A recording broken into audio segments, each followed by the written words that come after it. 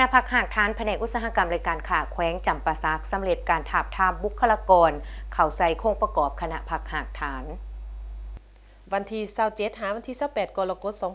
2026คณะพักหากฐานแผนกอุตสาหกรรมและการค้าแขวงจำปาสักได้จัดกองประชุมถาบทามบุคลากรเข้าใส่โครงประกอบคณะพักหากฐานหอบที่1และหอบที่2กองประชุมจัดขึ้นอยู่สโมสรของแขวงโดยการเป็นประธานร่วมของสหายสุภาพธรรมหักษาห้องเลขาคณะบริหารงานผักแขวงผู้สีนำเวียกงานการเมืองแนวคิดเวียกงานผักพนักงานและเวียกงานปรับปรุงกงจักการจัดตั้งขันแขวงสหายบุญคงพันวงศาคณะประจำผักแขวงประธานกวดกาผักแขวงสหายสุขดาวันแสนทวิสุขกรรมการผักแขวงเลขาคณะผักหากฐานแผนกอุตสาหกรรมและการค้าแขวงมีคณะปรับปรุงกงจักการจัดตั้งผักหลาดขันแขวงคณะผักคณะนำแผนกอุตสาหกรรมและการค้าแขวงเลขาห้องเลขาหน่วยผักสมาชิกผักภายในคณะผักหากฐานแผนกอุตสาหกรรมและการค้าแขวงเขาห่วมในกองประชุมสหายปริญญาเอกคำแฝงศูนย์ดาวเฮืองห้องเลขาคณะผักหากฐานแผนกอุตสาหกรรมและการค้าแขวงได้ผ่านบทรายงานโดยสังเขปในการจัดตั้งปฏิบัติเวียกงานหอบด้านในระยะผ่านมาซึ่งได้ยกให้เห็นผลงานอันผลเด่นในแต่ละด้านที่สามารถเคลื่อนไหวหับใส่หน้าที่การเมืองอย่างมีประสิทธิผลประกอบส่วนเขาในการสร้างหน่วยผักปลอดไซเข้มแข็งนักแน่นอย่างต่อเนื่อง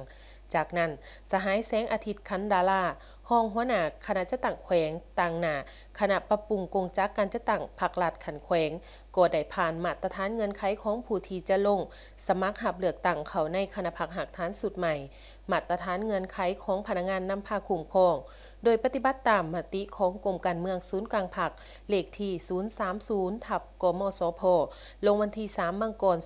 2018ว่าด้วยมาตรฐานของพนักงานนำพาคุ้มครองเพื่อเป็นบอนอิงให้แก่การถาบทามเอาคณะผักหากฐานแผนกอุตสาหกรรมในการค้าแขวงโดยยกให้เห็นมาตรฐานร่วมและมาตรฐานเฉพาะโอกาสนี้สหายสุภาพธรรมหักษาห้องเลขาคณะบริหารงานผักแขวงผู้สีนำเวียกงานการเมืองแนวคิดเวียกงานผักพนักงานและเวียกงานปรับปรุงกงจักการจัดตั้งขันแขวงก็มีคำเห็นสีนำว่าการถาบทามบุคลากรเขาใส่โครงประกอบคณะผักหากฐานแผนกอุตสาหกรรมและการค้าแขวงครั้งนี้สุดที่มีความหมายสำคัญ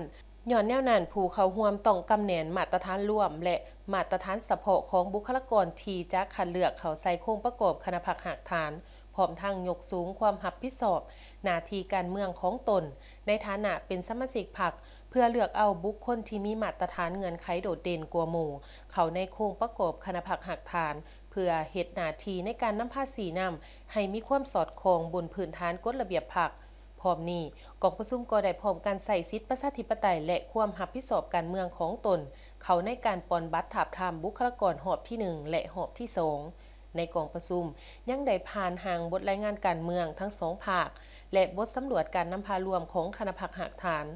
และในกองประชุมยังได้ผ่านคำแนะนำของคณะกวดกาศูนย์กลางผักเลขที่